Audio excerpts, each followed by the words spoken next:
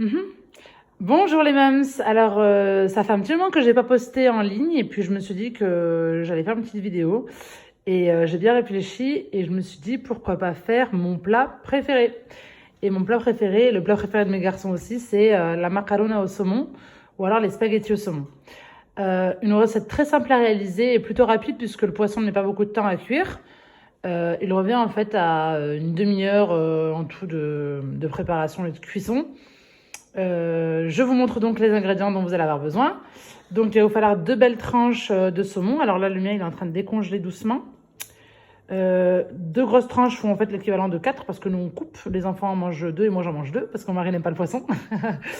Ensuite, il va falloir 6 gousses d'ail, un oignon, du concentré de tomate, l'équivalent de 4 cuillères à soupe, donc une petite boîte et demi, on en reparlera tout à l'heure, mais c'est l'équivalent de 4 cuillères à soupe. De l'huile d'olive, bien sûr. Vous allez avoir bien sûr besoin de pâtes. Alors là, j'ai opté pour les bucatini que j'aime tellement. Je les achète en Tunisie, mais je ne sais pas si elles existent en France. Je pense que si.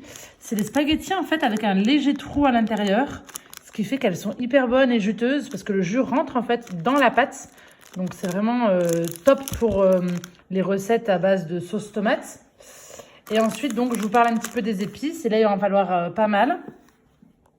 Pour la recette de la macarona au saumon, vous allez avoir besoin donc de sel, une cuillère à café de sel, une cuillère à café de ras el hanout ou de 4 épices, une cuillère à café de cumin, une cuillère à café de curcuma, une cuillère à café de felfel ahmar, paprika fort, et une demi-cuillère à café de poivre.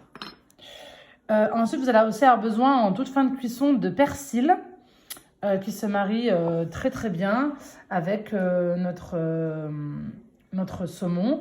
Et aussi, pour celles qui le souhaitent, c'est ce que je vais faire en début de cuisson, vous verrez, je vais rajouter un tout petit peu d'ail semoule quand ma tomate concentrée va cuire. Je vous montre ça. Petite mention spéciale par contre, cette recette n'est pas au Thermomix. On pourrait la faire au Thermomix, mais j'ai préféré l'utiliser dans une marmite traditionnelle. Tout simplement parce que si vous auriez voulu faire la recette au Thermomix, vous pouvez, il n'y a aucun souci. Vous faites toute la partie en fait sauce tomate au Thermomix dans le bol et le saumon au varoma. Mais honnêtement, je trouve que si le saumon ne baigne pas dans la sauce, le goût n'a plus rien à voir. C'est pour ça que je préfère vraiment faire cette recette-là dans la marmite traditionnelle. Et en même temps, je voulais vous la partager. Donc, let's go! Alors, je commence ma recette par venir mettre de l'huile d'olive dans le fond de ma marmite. Recouvrir un bon fond, hein, de façon à ce que ça ne colle pas. Je vous montre un petit peu en quantité. Donc là, forcément, c'est pas au Thermomix, donc je ne peux pas mesurer en grammes. Mais il faut vraiment que votre fond soit bien couvert. Alors ensuite, donc, je viens sur feu fort. Donc moi, j'ai une plaque. Donc je mets 8 sur 10. Sur 9, pardon. On vient porter à ébullition notre huile, enfin on vient chauffer notre huile et on va venir mettre notre oignon coupé en morceaux ainsi que notre ail haché dans cette huile pour faire rissoler. Je vais venir maintenant rajouter mes 3 cuillères à soupe de tomates concentrées. Voilà, n'oublie pas de bien remuer pour pas que ça brûle. Je vais donc rajouter ma tomate concentrée, une première cuillère à soupe. Une deuxième, une troisième que j'ai mal complétée. Voilà, donc c'est l'équivalent d'une boîte et demie. Hein. Et je vais venir donc ouvrir cette préparation, je vous montre un peu dans mon huile. Je vais venir faire frire cette tomate. La tomate concentrée est plutôt acide et sucrée, donc je vais venir la laisser frire en fait. Pour que toute son amertume parte. Et petite astuce aussi pour rendre la tomate moins amère, un petit peu d'ail semoule. Je vous montre. Donc, de l'ail. Hein. Je vais venir saupoudrer légèrement ma préparation d'une pitchinette d'ail semoule. Et je fais ça. Alors, en parallèle, On va venir donc porter à ébullition une bouilloire d'eau et mettre un bon litre. Et on va venir mouiller et ouvrir en fait la tomate qui est en train de frire. Donc, je vous montre. Hop, on met un tout petit peu d'eau, hein. On ne vient pas tout baigner bien sûr. On ne met pas le litre entier d'eau bien sûr, là on en met juste un petit peu pour ouvrir en fait la tomate qui est en train de cuire. Et qui est encore en train de frire en fait. Attention aux éclaboussures. Hein. Laissez bien sûr votre eau dans votre bouilloire chauffer davantage parce qu'à la fin on va mouiller avec beaucoup plus d'eau. On va venir recouvrir la préparation. Allez, là je rajoute donc mes épices. Donc je vous remontre un peu mes épices. Il y avait une cuillère à café de sel, une cuillère à café de ras el hanout, une cuillère à café de curcuma, une cuillère à café de cumin, une demi-cuillère à café de poivre. Beaucoup aiment bien mettre le poivre à la fin, c'est comme vous le sentez.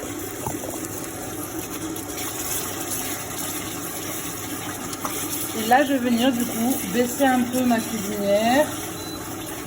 Là je vais la mettre à 6 sur 9 pour ma part et je vais laisser donc bien prendre pendant 5 à 10 minutes. Que les épices soient bien frites en même temps que le reste de la tomate.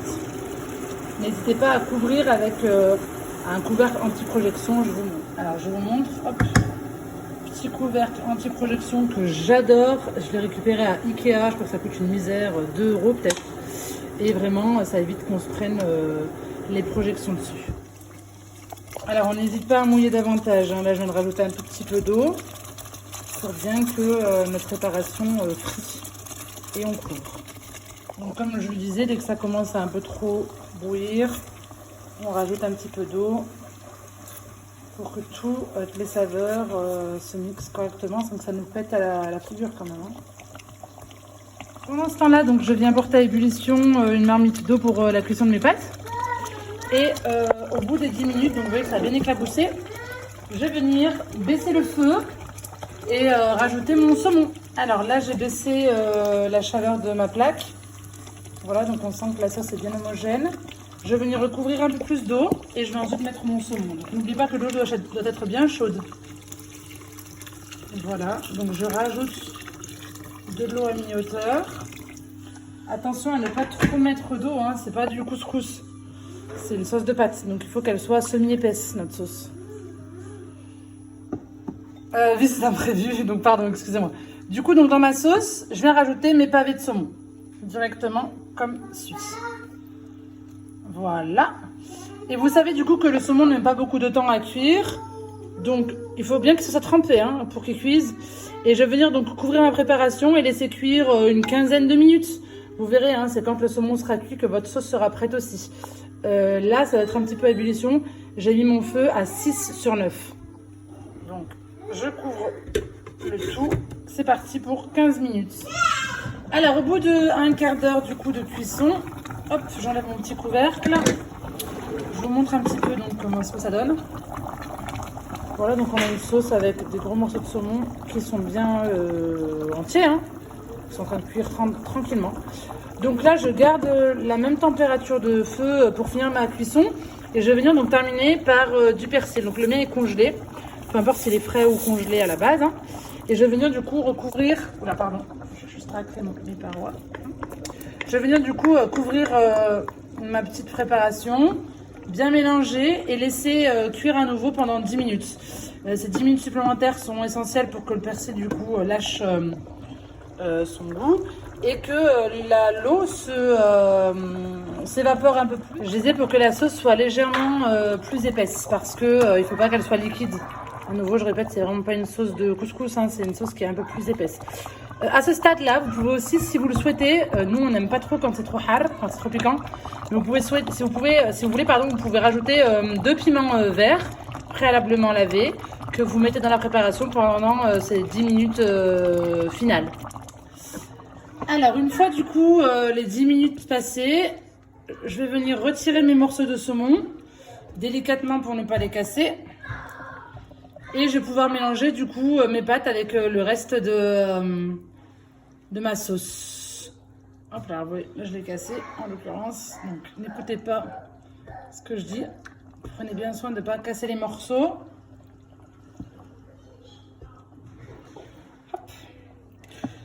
À ce stade, si vous sentez que votre sauce est trop liquide, n'hésitez pas à bien rajouter en puissance sur votre gazinière pour porter à ébullition. Je vous montre. Là, j'augmente un petit peu la température et rajouter voilà, 5 minutes de façon à ce que plus d'eau s'évapore.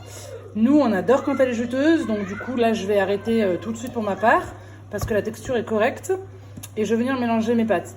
Aussi, je tiens à préciser que j'ai fait cette recette en comptant 500 g de pâtes. Si vous voulez faire 1 kg, il va falloir doubler les doses. Si vous comptez faire à l'inverse que 250 g, essayez de diviser les doses aussi et du coup de moins mettre d'eau. Le but n'étant pas d'avoir des pâtes totalement prises dans l'eau. Donc je mélange et puis je vous montre le résultat final. J'espère que vous aurez apprécié. Alors le moment que j'aime tant, c'est vraiment celui-là.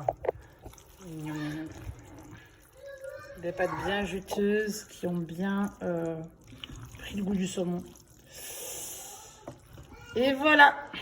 Bon appétit tout le monde.